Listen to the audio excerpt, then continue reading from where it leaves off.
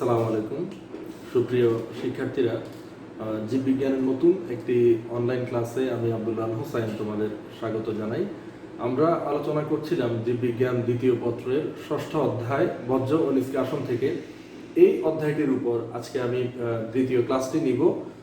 এই অধ্যায়ের একটি গুরুত্বপূর্ণ topic mechanism of formation of urine, অর্থাৎ মূত্র উৎপাদন প্রক্রিয়া, এই বিষয়টির উপর আজকে ক্লাস নিব। তো এসো শুরু করি। তো আমরা আজকে আলোচনা করব মূত্র উৎপাদন প্রক্রিয়া নিয়ে। শুরুতে একটু বলে রাখি, যদিও তোমরা জানো যে আমিষ বা প্রোটিন জাতীয় খাদ্য বিপাকের ফলে দেহ অভ্যন্তরে প্রচুর পরিমাণে বর্জ্য পদার্থগুলো যথা urea, uric acid, creatinine, ammonia এবং কিছু ক্ষতিকর আয়ন উৎপাদিত হয়। এই বর্জ্যগুলো আমাদের দেহের জন্য বিষাক্ত। তো এই বর্জ্যগুলো রক্ত থেকে নিয়মিতভাবে আমাদের দুটি কিডনির মাধ্যমে নিয়মিতভাবে বর্জ্যগুলো নিষ্কাশিত হয় মূত্র উৎপাদনের মাধ্যমে। দুটি কিডনিতে যে কার্যকরী এককগুলো আছে অর্থাৎ নেফ্রনের মধ্যে মূত্র উৎপাদিত হয় এবং মূত্রের মাধ্যমে বর্জ্যগুলো দেহ থেকে নির্গত হয়। নেফ্রন রক্তের ফিল্টারেশন বা ছাঁকন প্রক্রিয়াটি সম্পন্ন করে মূত্র তৈরি করে। এখন মূত্র তৈরির বিষয়ে বেশ কিছু বিজ্ঞানী মতামত রেখেছেন বা ব্যাখ্যা প্রদান করেছেন, যেমন বিজ্ঞানী বোমেন, বিজ্ঞানী রবার্টসন কুশনি এবং আরো কয়েকজন আছেন। এদের মধ্যে রবার্টসন কুশনি 1917 মূত্র তৈরির যে প্রক্রিয়াটির বর্ণনা দেন সেটি সর্বাধিক গ্রহণযোগ্য। এই প্রক্রিয়া অনুসারে মূত্র উৎপাদিত হয় তিনটি ধাপের মাধ্যমে। Number 1 ultra filtration, number 2 tubular reabsorption এবং নাম্বার 3 টিউবুলার সিক্রেশন। তাহলে এসো আমরা শুরু করি আলট্রা ফিল্ট্রেশন প্রক্রিয়া থেকে। মূত্র তৈরির প্রথম ধাপটি দিয়ে আমরা শুরু করছি। আমাদের মনে রাখতে হবে সম্পূর্ণ মূত্র তৈরির যে প্রসেসটি সেটি সম্পন্ন হয় বৃক্কের কার্যকরী একক নেফ্রনের মধ্যে।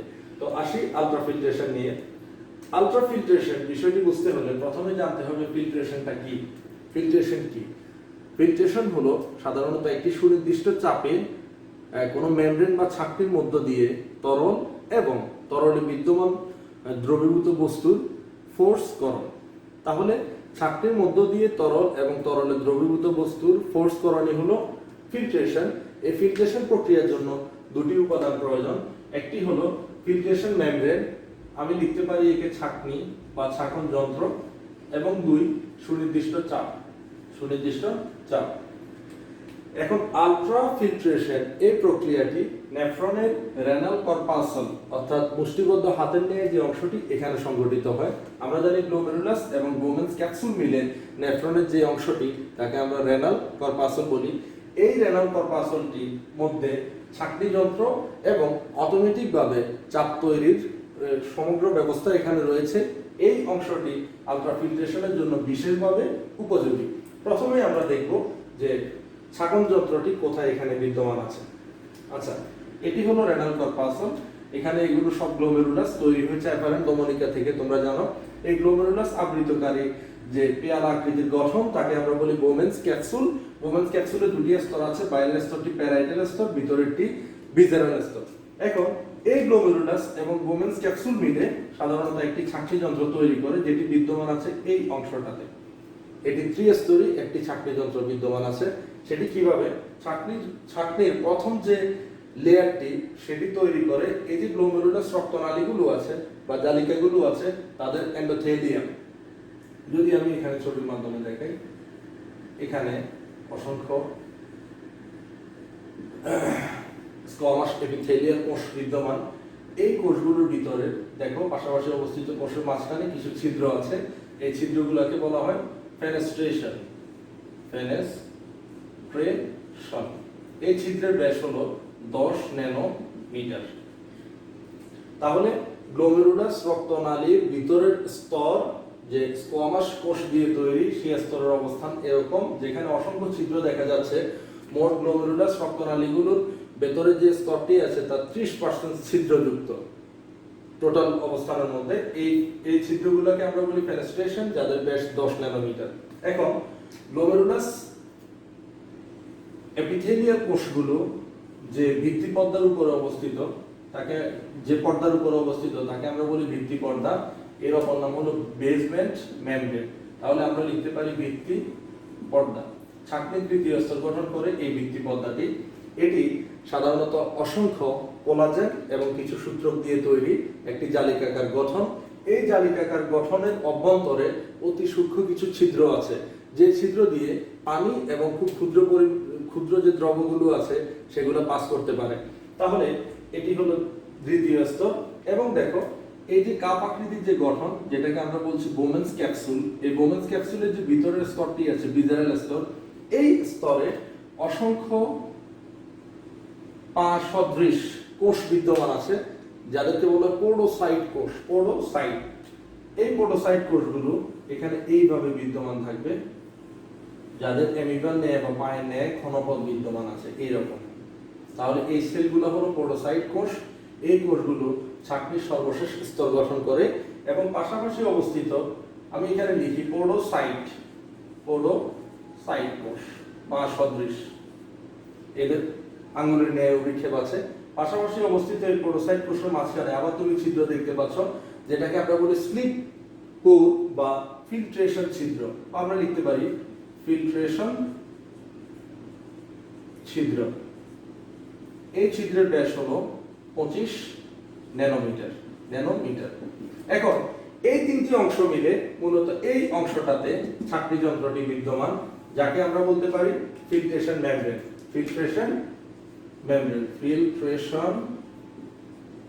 মেমব্রেন বা ছাঁকনি।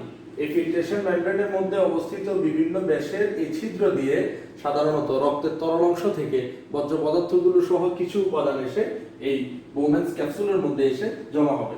তো আমরা আশা করছি তুমি ছাঁকনির বিষয়টি বুঝতে পেরেছো। এখন আসি আমরা চাপ। সাধারণত ছাঁকনি দিয়ে বা কোনো মেমব্রেন দিয়ে কোনো তরল উপাদানকে ছাঁকতে হলে তরলটাকে প্রেসার দিয়ে ডালতে হবে, চাপ প্রয়োগ করতে হবে। তো আগেই বলেছি যে এখানে অটোমেটিক চাপ প্রয়োগের বিষয়গুলো এই রেনাল কর্পাসলের মধ্যে বিদ্যমান আছে। তাহলে সেটি কিভাবে দেখো, আমরা এখন চাপের বিষয়টি এখানে আলোচনা করব। দেখো, এটি অ্যাপারেন্ট ধমনিকা, তৈরি হয়েছিল রেনাল ধমনী থেকে। এই অ্যাপারেন্ট ধমনিকাটি বোমেন্স ক্যাপসুলের অভ্যন্তরে প্রবেশ করে অসংখ্য গ্লোমেরুলাস বা কোষিক জালিকে বিভক্ত হলো। কোষিক জালিকাগুলোকে সমন্বিতভাবে গ্লোমেরুলাস বলি এবং ইফারেন্ট ধমনিকা হিসাবে একত্রিত হয়ে পরবর্তীতে বোমেন্স ক্যাপসুল থেকে বেরিয়ে গেল। অ্যাপারেন্ট ধমনিকার ব্যাস হলো 50 মাইক্রন, কিন্তু ইফারেন্ট ধমনিকার ব্যাস 25 মাইক্রন। এই ব্যাসের পার্থক্যের জন্য হৃৎপিণ্ডের পাম্পের ফলে রক্ত যখন তীব্র বেগে এই অ্যাপারেন্ট ধমনিকা দিয়ে গ্লোমেরুলাসে প্রবেশ করে, তখন গ্লোমেরুলাসের অভ্যন্তরে রক্তের একটি উচ্চ চাপ বজায় থাকে। এই চাপকেই আমরা বলবো গ্লোমেরুলার হাইড্রোস্ট্যাটিক প্রেসার। তাহলে এটাকে আমরা বলবো, এই চাপটাকে গ্লোমেরুলার, আমি শর্ট লিখলাম হাইড্রোস্ট্যাটিক প্রেসার জিএইচপি। এই চাপের পরিমাণ সাধারণত 70 মিলিমিটার পার আওয়ার। এখন তাহলে আবারও বলছি, অ্যাপারেন্ট ধমনিকার ব্যাস বেশি থাকার কারণে এই বেশি ব্যাসের অংশ দিয়ে রক্ত তীব্র বেগে এসে গ্লোমেরুলাস রক্তজালিকার মধ্যে একটি চাপ প্রয়োগ করে, রক্তজালিকার প্রাচীরে চাপ প্রয়োগ করে, যাকে আমরা বলছি গ্লোমেরুলার হাইড্রোস্ট্যাটিক প্রেসার। যেহেতু ব্লাড হলো লিকুইড কলোয়েডাল সাবস্টেন্সেস, এই জন্য এর প্রেসারটাকে আমরা বলবো হাইড্রোস্ট্যাটিক প্রেসার। তাহলে রক্তচাপ থেকেই এই প্রেসারটি আসছে, যার পরিমাণ হলো 70 মিলিমিটার পার আওয়ার। এখন দেখো, এই চাপের যে দিক সেটি হলো এরকম, অর্থাৎ গ্লোমেরুলাস থেকে বোমেন্স ক্যাপসুলের দিকে। অর্থাৎ গ্লোমেরুলাস, এই রক্তনালীর মধ্যে যে রক্তগুলো আছে, রক্তের তরল অংশ, এই হাইড্রোস্ট্যাটিক চাপের ফলে সাধারণত এই যে ছাঁকনি যন্ত্র ফিল্ট্রেশন মেমব্রেন, সেটা দিয়ে ছেঁকে বোমেন্স ক্যাপসুলে এসে জমা হবে। তাহলে এই চাপের দিক হলো এই। বাট এই চাপটির বিপরীতে আরো কিছু চাপ এখানে বিদ্যমান আছে, যেটা আমাদেরকে জানতে হবে। দেখো, আমি একটি গ্লোমেরুলাস রক্তনালী এখানে একটু আঁকছি। গ্লোমেরুলাস রক্তনালী, এখানেই তো রক্ত বিদ্যমান আছে, তাই না? ওকে, এখন এইখানে একটি স্পেশাল ধরনের প্রোটিন বিদ্যমান আছে। তোমরা সবাই নাম শুনেছো অ্যালবিউমিন, বা আমরা লিখতে পারি অ্যালবুমিন। এই প্রোটিনটি আমাদের যকৃৎ সাধারণত তৈরি করে। এই অ্যালবুমিন প্রোটিনটি রক্তের একটি গুরুত্বপূর্ণ উপাদান। এই প্রোটিনটি কলোয়েডাল সাবস্টেন্সেস এবং এর সাথে আরো কিছু কলয়েড দ্রব্য, যেমন ফাইব্রিনোজেন প্রোটিন, গ্লোবিউলিন, এরা মিলিতভাবে এই গ্লোমেরুলাস রক্তনালীর অভ্যন্তরে একটি অসমোটিক প্রেসার তৈরি করে, যেটাকে আমরা বলি ব্লাড কলোয়েডাল অসমোটিক প্রেসার, আমি সংক্ষেপে লিখলাম ব্লাড কলয়েডাল অসমোটিক প্রেসার কোথায় তৈরি হয়? গ্লোমেরুলাস রক্তনালীর অভ্যন্তরে যে রক্ত আছে সেখানে। কে তৈরি করে? অ্যালবিউমিন প্রোটিন তৈরি করে। তো এই প্রেসারটির মান হলো 30 মিলিমিটার পার আওয়ার এবং এটার দিক হলো হাইড্রোস্ট্যাটিক প্রেসারের বিপরীত দিক। একটু ব্যাখ্যা করি। যদি আমরা দুটো গ্লাসে একটাতে পানি নেই, গ্লাস ভর্তি করে, অপর গ্লাসে যদি পানির সাথে চিনি মিশিয়ে এখানে একটা শরবত তৈরি করি, তাহলে পানি ভর্তি গ্লাস এবং শরবতের যে গ্লাস দুটাকে যদি কোনো ছাঁকনি দিয়ে ছাঁকতে যাই, কোনটি দ্রুত ছাঁকা যাবে এবং কোনটি ছাঁকতে সমস্যা হবে? নিশ্চয়ই শুধুমাত্র পানি ভর্তি যে গ্লাসটি, সেটার পানিটি খুব দ্রুতই পড়ে যাবে, কারণ পানির ভিসকোসিটি অনেক কম। কিন্তু যদি আমরা শরবতটি ছাঁকতে যাই কোনো মেমব্রেন দিয়ে বা ছাঁকনি যন্ত্র দিয়ে, তাহলে দেখা যাবে এই ক্ষেত্রে তরল অংশটি ছাঁকতে একটু সমস্যা হবে। কেন? চিনি, এই পানি আকর্ষিত চিনি কলয়েডাল বস্তু এই পানিটাকে ছাঁকতে বাধা প্রদান করবে। তেমনি ভাবে এই গ্লোমেরুলাস রক্তনালীর অভ্যন্তরে যে অ্যালবুমিন প্রোটিন সহ কিছু কলয়েডাল বস্তু আছে, এরা সাধারণত রক্তকে ছেঁকে বোমেন্স ক্যাপসুলে আসতে বাধা দিবে।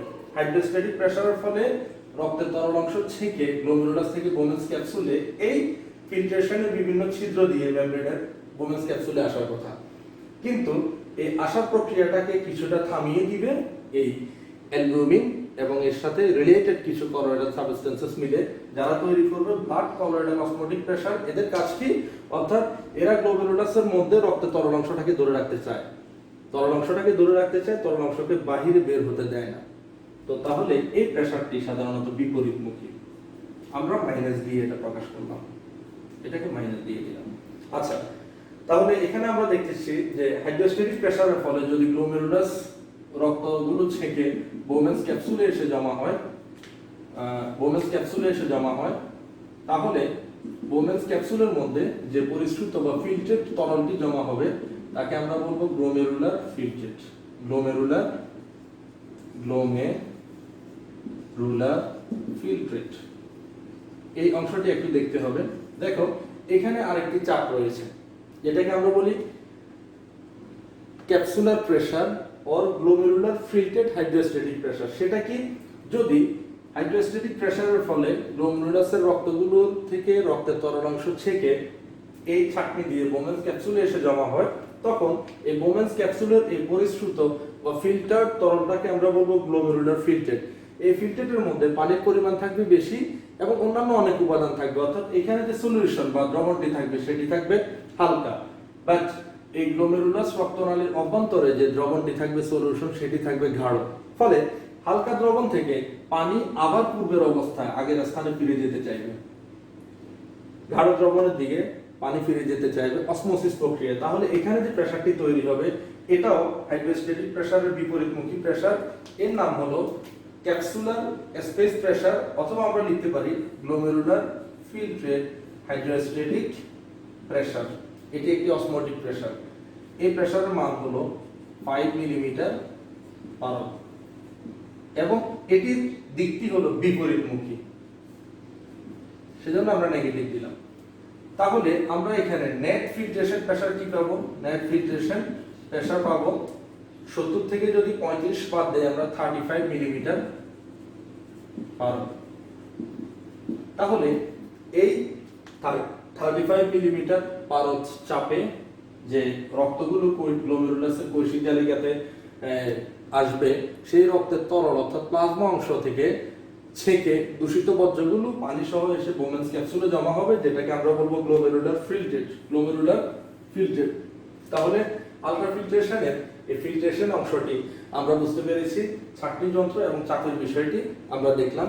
এখন আমরা দেখব গ্লোমেরুলার ফিল্ট্রেটের মধ্যে কি কি উপাদান বিদ্যমান থাকবে। আমি এটা মুছে দিচ্ছি। তাহলে দেখো এই চাপে 35 মিলিমিটার চাপে রক্তের তরল অংশ ছেঁকে যাবে। কিভাবে? দেখো, অ্যাপারেন্ট ধমনিকা দিয়ে প্রতি মিনিটে সাধারণত 1200 সিসি রক্ত প্রবাহিত হবে। 1200 সিসি বা মিলি আমরা বলতে পারি, 1200 মিলি লিটার রক্ত প্রবাহিত হবে। কোথায়? গ্লোমেরুলাসে। এই রক্তের মধ্যে এখানে একটু লক্ষ্য করতে হবে, 650 মিলি লিটার থাকে প্লাজমা। প্লাজমা কি? রক্তকণিকা ছাড়া রক্তের যে তরল অংশ তাকে আমরা প্লাজমা বলি, আর বাকি মিলিলিটার থাকবে রক্তকণিকা বা রক্ত কোষ। ওকে, এখন এই যে প্রতি মিনিটে 1200 মিলি দুই বৃক্কের অ্যাপারেন্ট ধমনিকা দিয়ে 1200 মিলি রক্ত গ্লোমেরুলাসে আসে। এই 1200 মিলি রক্তে 650 মিলি থাকে প্লাজমা।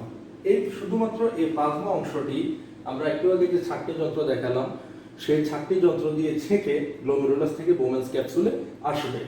এই প্লাজমা 650 মিলি প্লাজমার মাত্র 125 মিলি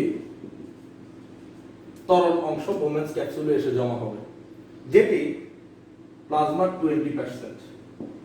এই 650 মিলি প্লাজমার 20%। বোমেন্স ক্যাপসুলে যে লিকুইড অংশ ছেঁকে চলে আসবে তাকে আমরা বলি গ্লোমেরুলার ফিল্ট্রেট।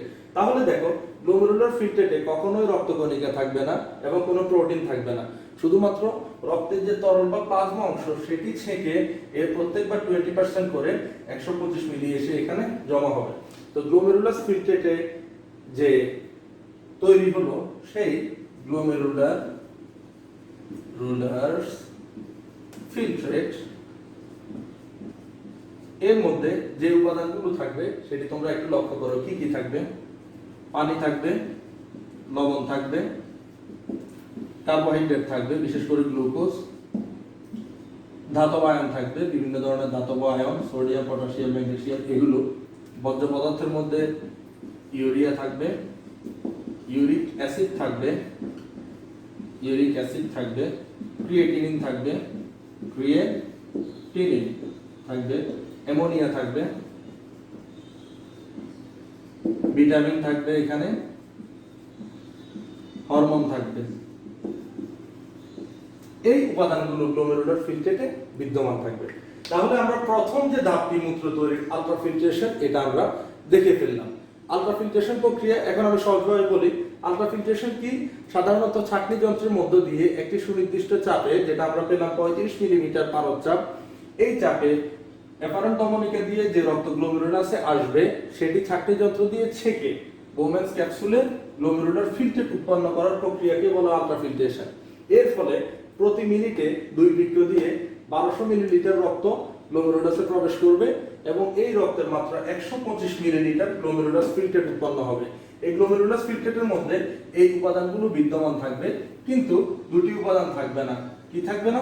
প্রোটিন বিদ্যমান থাকবে না, রক্তকণিকা বিদ্যমান থাকবে না। কি থাকবে? শুধু রক্তের তরল অংশ ছেঁকে এই গ্লোমেরুলার ফিল্ট্রেট উৎপন্ন হবে।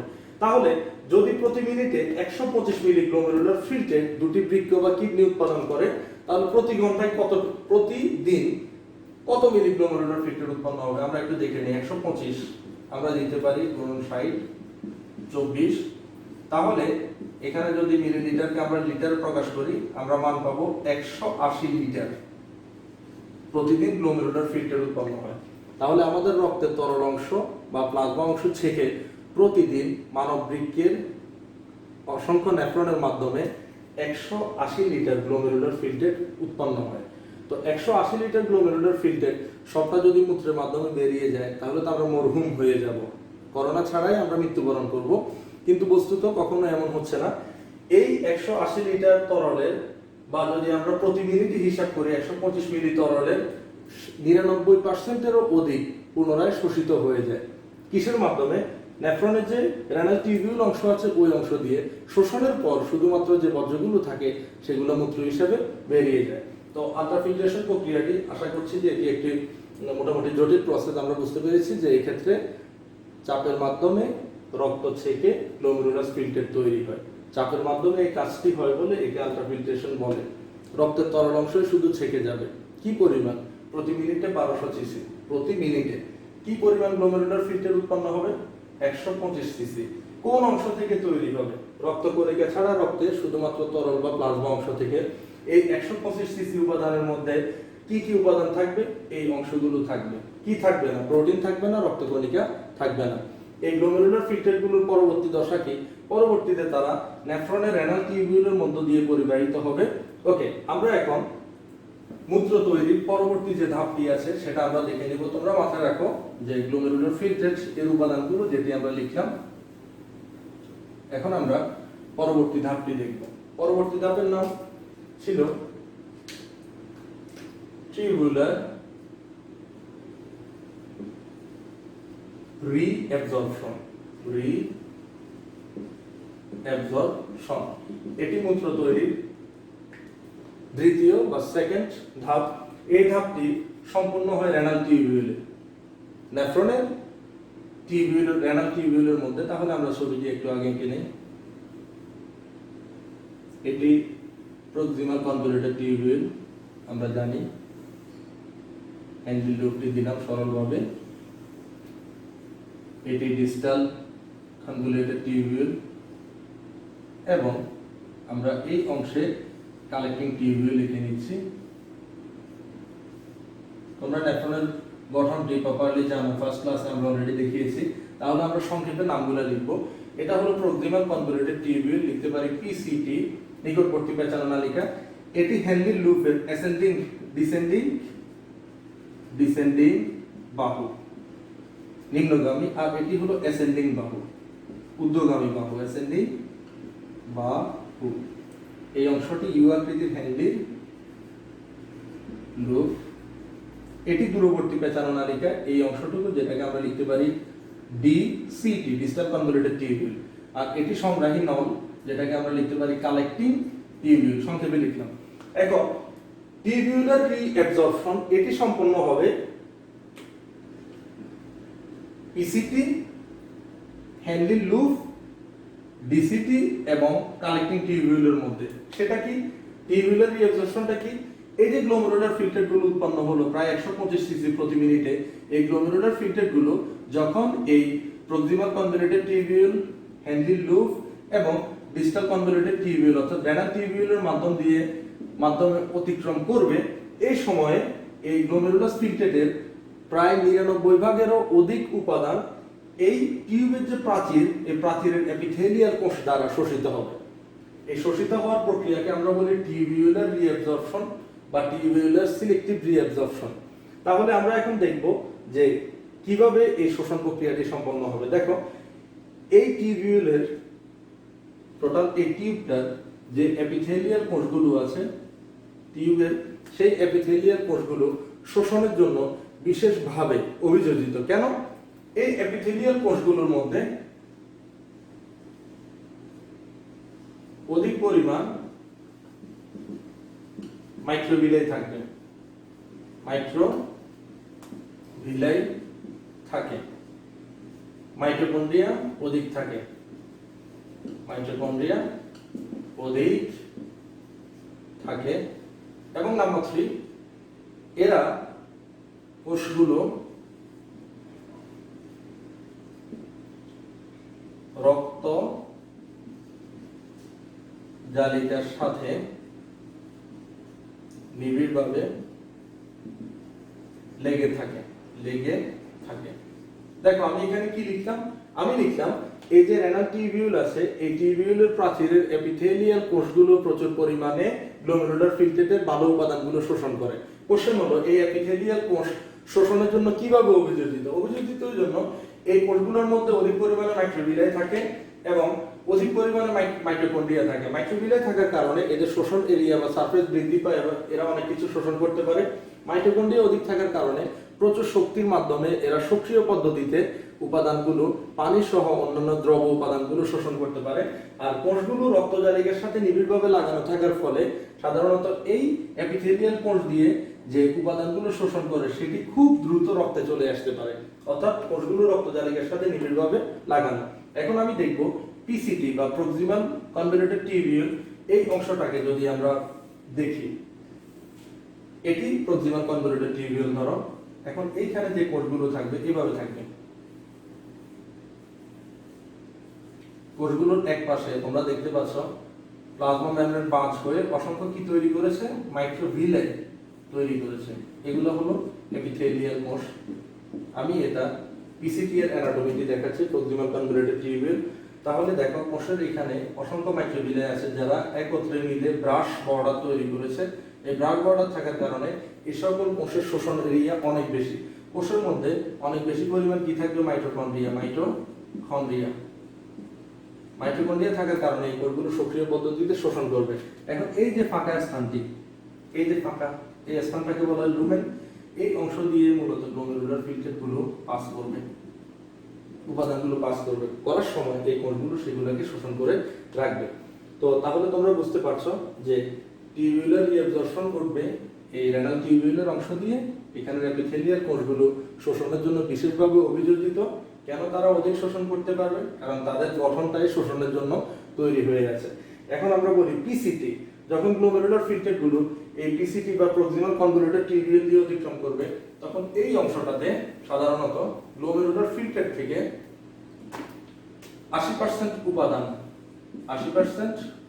পুনঃশোষিত হবে। এই উপাদানগুলোর মধ্যে কি থাকবে? গ্লুকোজ, পানি, sodium ion, potassium ion, vitamin, urea প্রায় 50%, ইউরিয়া প্রায় 50%, ভিটামিন, কিছু হরমোন। এই অংশগুলো প্রক্সিমাল কনভলিউটেড টিউবিউল দিয়ে শোষিত হবে, শোষিত হয়ে পুনরায় রক্তে ফিরে যাবে ইফারেন্ট ধমনিকার মাধ্যমে। তাহলে প্রক্সিমাল কনভলিউটেড টিউবিউল কি কি শোষণ করবে আমরা দেখে নিলাম। গ্লুকোজ, পানি, সোডিয়াম, পটাশিয়াম, ভিটামিন, ইউরিয়া এবং 50% ইউরিয়া এবং হরমোন, এই উপাদানগুলো। আসি আমরা পরবর্তী নল, যেটাকে আমরা বলি হ্যান্ডিল লুপ। এটির মধ্যে হ্যান্ডিল লুপের যে ডিসেন্ডিং বাহুটি আছে, নিম্নগামী, এই ডিসেন্ডিং বাহুর মধ্যে গ্লোমেরুলার ফিল্টার থেকে 70% পানি পুনঃশোষিত হবে। পানি পুনঃশোষিত হবে কত পার্সেন্ট? 70%। আর যেটা অ্যাসেন্ডিং বা ঊর্ধ্বগামী বাহু আছে, এই ঊর্ধ্বগামী বাহুটি পানি শোষণ করতে পারে না, গ্লোমেরুলার ফিল্টার থেকে পানি শোষণ করে না, কিন্তু এই ঊর্ধ্বগামী বাহুটি সোডিয়াম আয়ন, আমি এখানে দেখাচ্ছি, পটাশিয়াম আয়ন, ম্যাগনেসিয়াম আয়ন এবং ক্যালসিয়াম আয়ন শোষণ করে।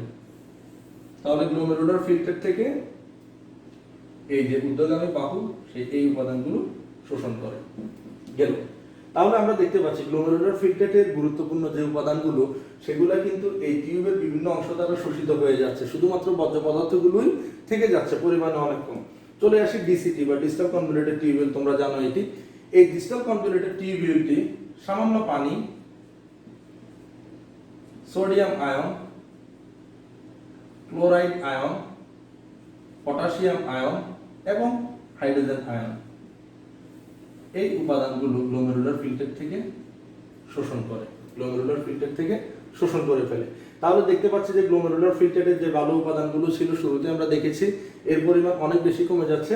পরবর্তীতে গ্লোমেরুলার ফিল্টারের খুব সামান্য পরিমাণ যখন এরা কালেক্টিং টিউবিউলে এসে পৌঁছবে, এই কালেক্টিং টিউবিউল যেটি আছে এটিও চুপচাপ বসে থাকবে না, এরও এপিথেলিয়াল লেয়ার দিয়ে এসে অতি সামান্য পরিমাণ পানি, কিছু পটাশিয়াম আয়ন, কিছু পরিমাণ ইউরিয়া সে শোষণ করে ফেলবে। কালেক্টিং টিউবিউল এগুলো শোষণ করলো। বাকি যে অংশটি থাকবে বর্জ্য, সেটি মূলত মূত্র, বাকি অংশটি যেটি থাকবে সেটি মূত্র। ওকে, তাহলে মূত্র তৈরির দ্বিতীয় যে ধাপটি সেটি আমরা দেখে নিলাম। এই ধাপের নাম ছিল টিউবুলার রিঅ্যাবজর্পশন। সেকেন্ড ধাপটি ছিল টিউবুলার রিঅ্যাবজর্পশন। সর্বশেষ যে ধাপ কুষ্ণির মধ্যে মূত্র তৈরি, সেটার নাম হলো টিউবুলার সিক্রেশন। টিউবুলার সিক্রেশন এটি সর্বশেষ ধাপ, এটি আমরা অতি দ্রুত দেখে নিব। দেখো, এই ধাপটি বুঝতে হলে একটু মনোযোগ দিতে হবে যে মোটামুটি সকল কাজই শেষ, বাকি যে কাজটি রইল দেখো, এফারেন্ট ধমনিকা অসংখ্য গ্লোমেরুলাস তৈরি করে পরবর্তীতে সেই এফারেন্ট ধমনিকা হিসাবে বেরিয়ে গেল, গ্লোমেরুলাসের রক্ত ছেকে বোমেন্স ক্যাপসুলে চলে আসলো। কিন্তু শাসন প্রক্রিয়ার পরেও ইফারেন্ট ধমনিকাটির মধ্যে সাধারণত ইফারেন্ট ধমনিকার রক্তে কিছু ক্ষতিকর পদার্থ থেকে যায়, কিছু ক্ষতিকর পদার্থ থেকে যায়। সেগুলো কি কি? যদি আমি লিখি histamine, choline, serotonin, creatinine, ammonium ion এবং পটাশিয়াম আয়ন, প্রোটন, এই উপাদানগুলো ইফারেন্ট ধমনিকার রক্তে শাসন প্রক্রিয়ার পরেও থেকে যায়। এখন এইখানে দেখো, এই উপাদানগুলোকে আমি কিছু লিখলাম, আরো কিছু উপাদান আছে। এই উপাদানগুলোকে এই যে ডিস্টাল কনভলিউটেড টিউবিউল আছে সেটি প্রথমে তার এপিথেলিয়াল কোষ দ্বারা শোষণ করে। এরো চিহ্ন দেখো, এপিথেলিয়াল কোষ দিয়ে কোত্থেকে শোষণ করে? ইফারেন্ট ধমনিকা থেকে শোষণ করে সে তার যে লুমেন বা ফাঁকা স্থানটি আছে সেই লুমেনের সক্রিয় পদ্ধতিতে ক্ষরণ করে দেয়। ক্ষরণ করে দিলে তীব্র ঝাঁঝালো গন্ধযুক্ত সব দূষিত পদার্থযুক্ত যে সামান্য পরিমাণ তরলটি কালেক্টিং টিউবিউলে আসে সেটি হলো মূলত মূত্র। এই মূত্রটি পরবর্তীতে কালেক্টিং টিউবিউল থেকে সাধারণত বৃক্কের যে পেলভিস অংশ, সেই পেলভিস অংশ দিয়ে ইউরেটারের মাধ্যমে মূত্রথলিতে যে জমা হয়। তাহলে মূত্র তৈরির সর্বশেষ ধাপ যেটি, সেটির জন্য সবচেয়ে বেশি অভিযোজিত যে অংশটি রয়েছে সেটি হলো ডিস্টাল কনভলিউটেড টিউবিউল ডিসিটি। সেই ডিসিটি ইফারেন্ট ধমনিকার রক্ত থেকে কিছু ক্ষতিকর পদার্থ সে প্রথমে শোষণ করে নেয়, পরবর্তীতে নালিকার লুমেনে সে সক্রিয় পদ্ধতিতে ক্ষরণ করে দেয়। ক্ষরণ করে দিলে সাধারণত যে বর্জ্য পদার্থটি আর অল্প সামান্য পরিমাণ বর্জ্য যেটি থাকে গ্লোমেরুলার ফিল্ট্রেটের, সেটি মূত্র হিসাবে সাধারণত ইউরেটারের মাধ্যমে যে মূত্রথলিতে জমা হয়। আমি আশা করছি মূত্র তৈরির জটিল এই তিনটি ধাপ তোমরা বুঝতে পেরেছো। এখানে বলি একটু তথ্য বলে রাখি, কমপ্লিট অলরেডি প্রক্রিয়াটি ব্যাখ্যা করার। আর একটু তথ্য বলে রাখি যে টিউবিউলার যে রিঅ্যাবজর্পশন, এই যে আমরা বারবার দেখাচ্ছি যে রিঅ্যাবজর্পশন হলো, হ্যাঁ, এই অংশগুলো রক্তে ফিরে যাবে। কিভাবে ফিরবে?